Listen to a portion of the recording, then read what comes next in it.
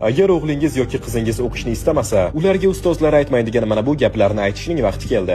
Birinchidan, vaqt ularni kutmaydi. Bugun kayfiyatim yo'q deyishi mumkin, lekin ertaga esa do'stlari oldinga ketayotganini ko'rib nega o'zi ortda qolganini o'ylaydi. Ota-ona sifatida esa bu sizning ham yuragingizni og'ritadi. Ikkinchidan, harakat qilish majburiy. Agar ular hozir mehnat qilishni istamasa, keyin tashqariga chiqib 2 barobar mehnat qilishlariga to'g'ri keladi. Chunki u yerda hech kim endi ularning qo'lidan ushlab o'rgatmaydi. Uchinchidan, dunyo ularga hech narsa qarzdor emas. Na muvaffaqiyat, na hurmat, na ikkinchi imkoniyat. Faqatgina haqiqiy ko'nikmalarni o'rgansalar, bularni olishadi. To'rtinchi, bilim faqat maktab emas, u kuch. Qanday o'ylashni, qanday gapirishni, qanday muammolarni hal qilishni bilish. Mana shu eshiklarni ochadi. Mana shu ularni boshqalarga doim qaram bo'lib qolishdan qutqaradi. Beshinchi, tayyorgarliksiz hayot shafqatsiz. Tayyor bo'lmaganlar uchun bilasizmi nima qoladi? Past maosh, hurmatsizlik va oson almashtirilish. Va hech bir ota-ona buni farzandi uchun istamaydi. Bilim olish bu yagona yo'l bo'lmasligi mumkin, lekin hech narsa qilmaslik bu hech qachon tanlov emas. Agar videoni shu yergacha tomosha qilgan bo'lsangiz, kommentariyada bitta 100 raqam emojisini qoldirib keting.